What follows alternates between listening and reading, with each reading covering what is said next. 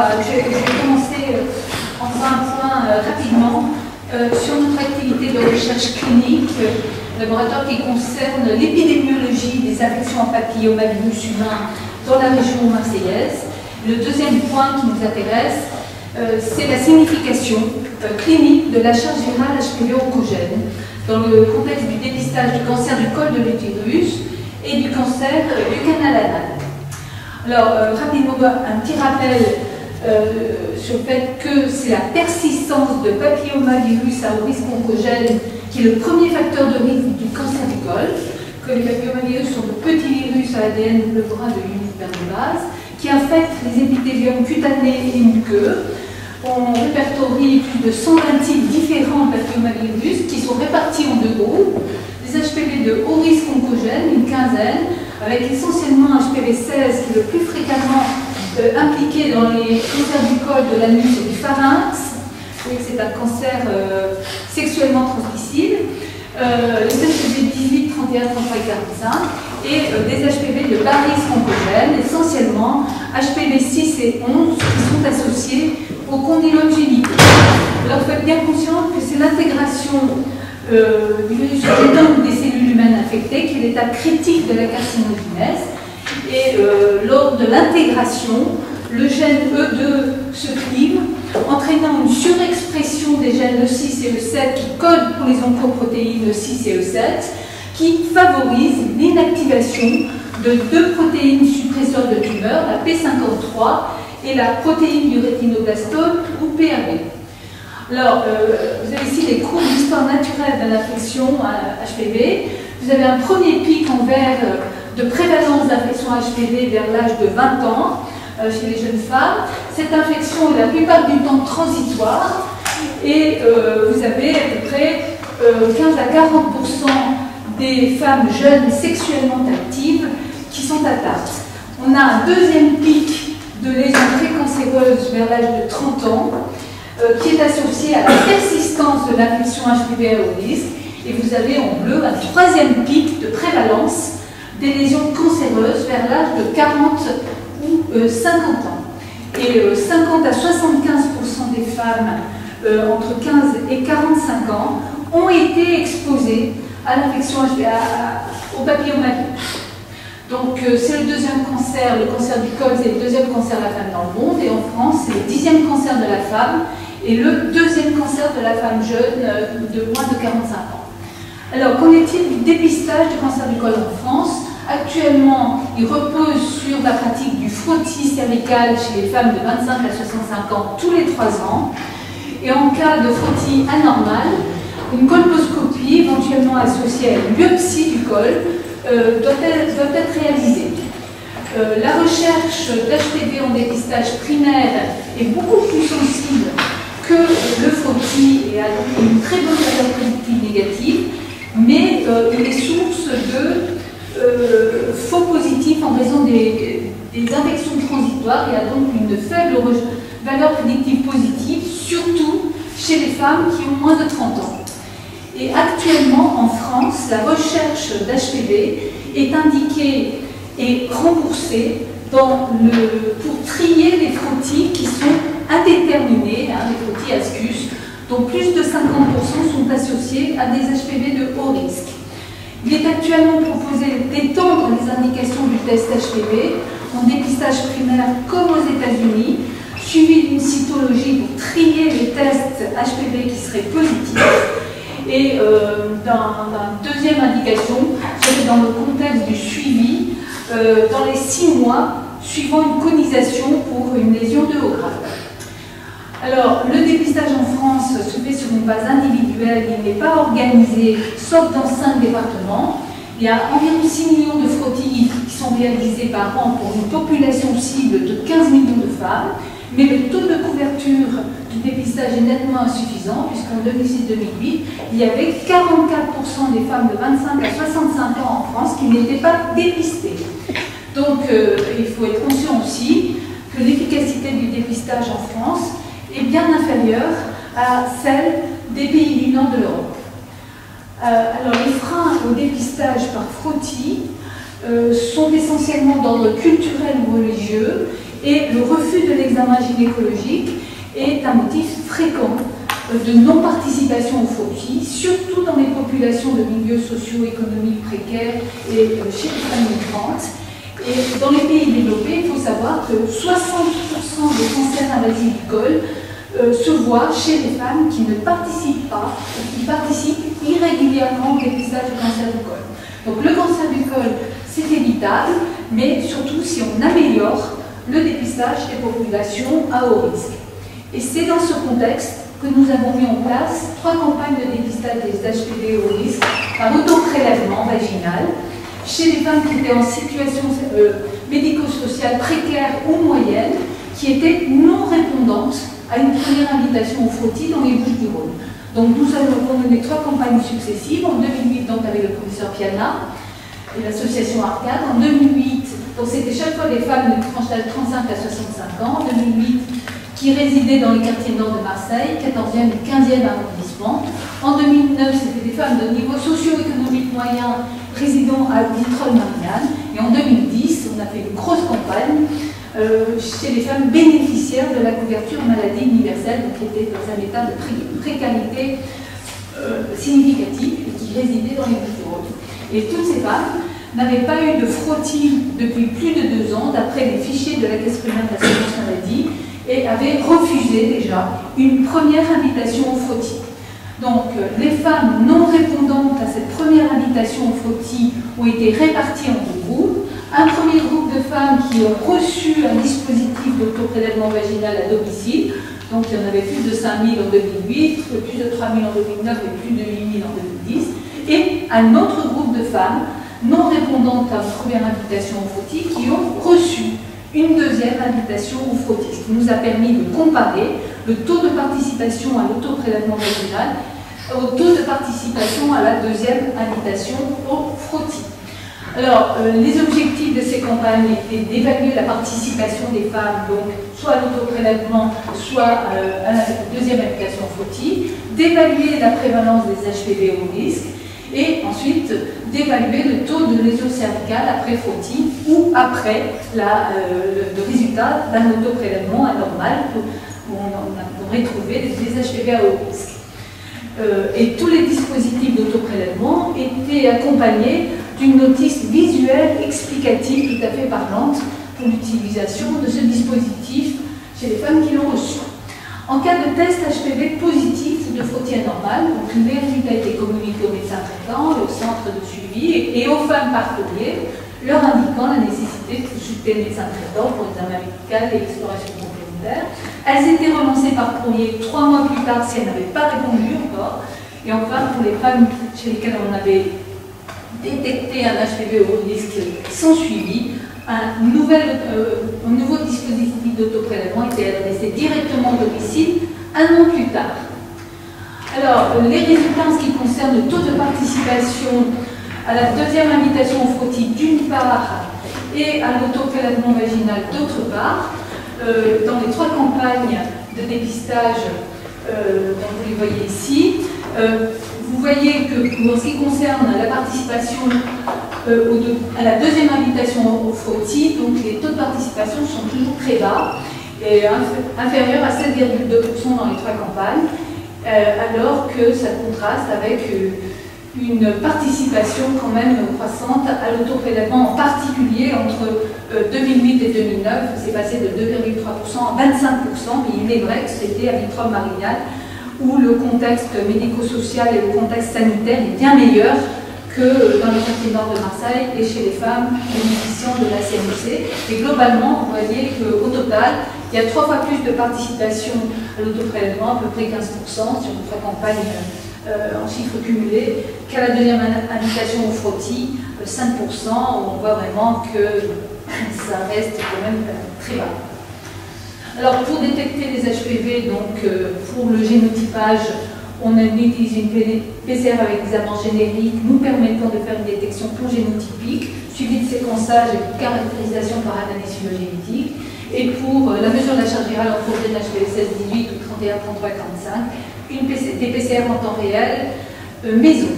Pour la dernière campagne, on a utilisé un test commercialisé qui est Abbott Real Time PCR, qui permet une détection différenciée d'HPV 16 et 18 et une détection indifférenciée de 12 HPV au risque autre que HPV 16 et 18.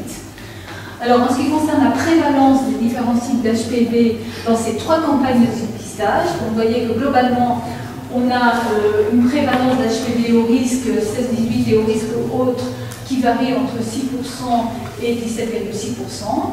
En ce qui concerne la prévalence d'HPV 16, elle est comprise entre 18% et 43%, et qu'elle est toujours beaucoup plus élevée que la prévalence d'HPV 18. Et il y a quand même quelque chose qui est tout à fait frappant, c'est l'augmentation spectaculaire de la prévalence des HPV au risque autre que HPV 16 et 18, puisqu'elle atteint 73% en 2010 dans la campagne du CMUC, ce qui pose évidemment la question de l'extension de la vaccination en incluant ces HPV au risque autre que HPV 16 et 18, puisque vous savez que la vaccination concerne HPV 16 et 18 en ce qui concerne les hauts risques, avec certes une protection croisée contre 31, 33 et 45, mais pas tous. Alors, quels étaient ces HPV au risque autres qui sont en augmentation croissante? Essentiellement de l'HPV 53. Donc vous avez chaque fois, pour les 3 campagnes, en bleu c'est 2008, en vert c'est 2009 et en rose c'est la campagne 2010. Donc on a essentiellement de l'HPV 53, 33, 66, 31 et 58 qui accompagnent les HPV 16. Le deuxième point dont je voulais vous parler, qui nous préoccupait, était d'établir une bonne fois pour toutes la valeur clinique, la signification clinique de la charge virale HPV oncogène. Donc il y a de plus en plus de publications qui tendent à montrer que la charge virale HPV oncogène est corrélée à la gravité des lésions du col. Et une charge virale élevée semble être un facteur de risque de dysplasie sévère et un marqueur pronostic de lésions de haut grade. Alors, dans un premier travail qui était le travail de DEA de Xavier Carcopino, que j'ai dirigé au laboratoire, il y a eu nous avons montré que les charges virales HPV 16 étaient plus élevées dans les lésions de haut grade que de bas grade chez les femmes ayant une colposcopie après un frottis anormal. C'était essentiellement chez les femmes de plus de 30 ans. Donc, quand on observait ce phénomène, et la même constatation peut être faite pour la charge virale HPV 18, qui là aussi atteint 7 logs dans les lésions de haut grade versus 2 logs dans les lésions de bas grade. Alors, nous avons poursuivi ce travail sur la signification des charges virales oncogènes sur des biopsies cervicales provenant de lésions précancéreuses et cancéreuses, donc chez des femmes qui étaient suivies par Xavier Carcopino, et nous avons montré que c'est à l'évidence la charge virale HPV 16 qui a une signification clinique, puisqu'elle est significativement différente et plus élevée dans les cancers que dans les dysplasies modérées et les dysplasies sévères, comparativement aux autres charges virales oncogènes, c'est-à-dire HPV 31, 45 ou 18, qui ne sont pas significativement différentes selon le degré de gravité des lésions. Alors ensuite, nous avons suivi pendant 24 mois des femmes infectées par HPV 16 qui avaient eu un frottis indéterminé ou de bas grade et qui ont eu une colposcopie normale pour essayer de préciser le seuil de charge virale HPV 16 initiale qui pouvait être prédictif soit d'une clearance d'HPV 16, soit d'une persistance de l'infection HPV 16, puisque c'est cela qui est déterminant pour l'évolution vers des lésions précancéreuses et cancéreuses. Donc sur le schéma de droite, vous voyez que clairement,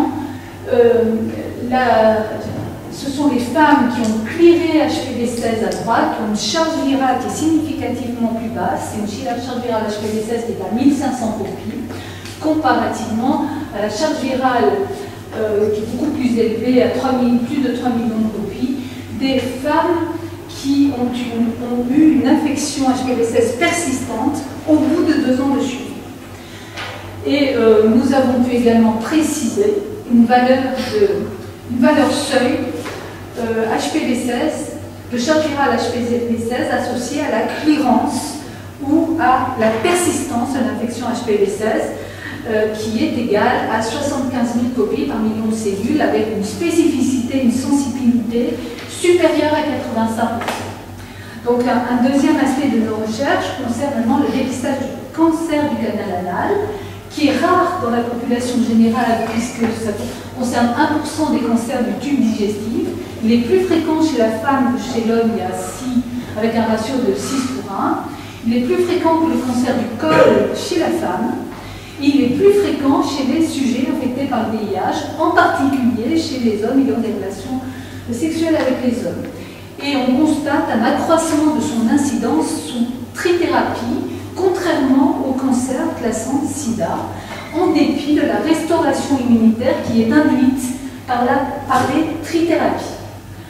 Alors, nous avons recherché dans les prélèvements anneaux de 122 patients affectés par le VIH du service d'Isabelle Poiseau-Martin quelle était la distribution des différents types d'HPV à haut risque en noir et à bas risque en gris. Donc vous voyez qu'on a une prédominance des HPV 16, 18, 53, 33, 31, 66 et 85. Et pour les bas risques, c'est essentiellement du 6 et du 11 qui sont, comme je vous l'ai dit, associés au condylome anneau.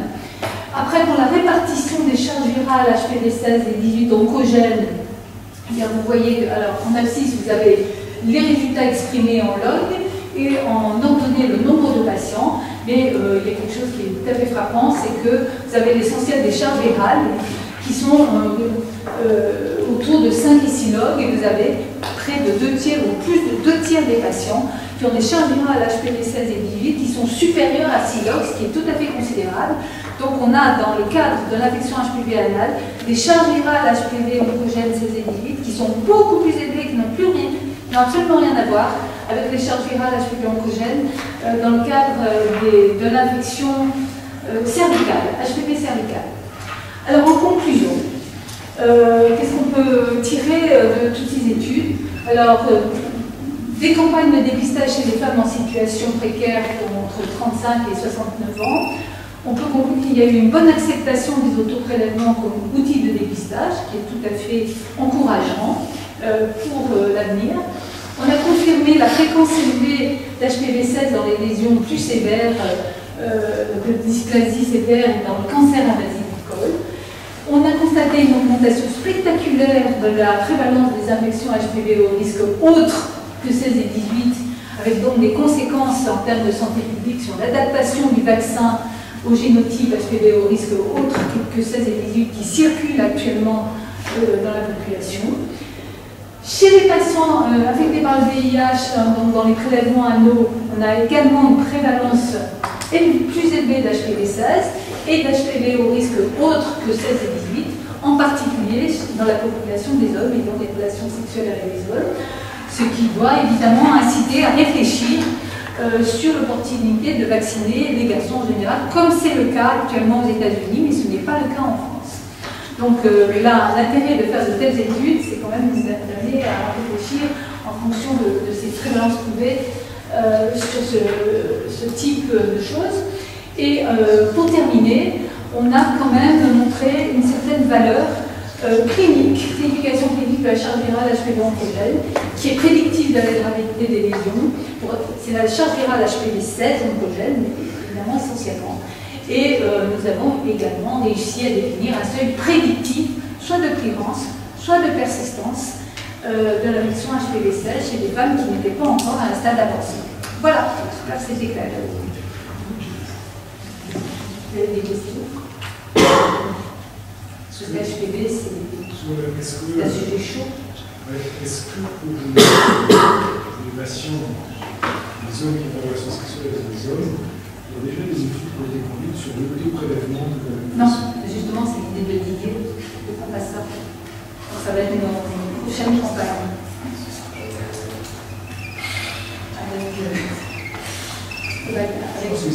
Avec aide, non, il y a une réunion avec nos soucis. Ça n'a jamais été fait. Voilà, donc après, on a un contrôle cellulaire, donc c'est qui nous permet de et la richesse séculaire du prélèvement. Et c'est vrai que, quand même, pour le prélèvement anal, c'est beaucoup plus opérateur dépendant que pour le prélèvement cervical. Donc, selon qui fait le prélèvement, voilà. Voilà. Voilà.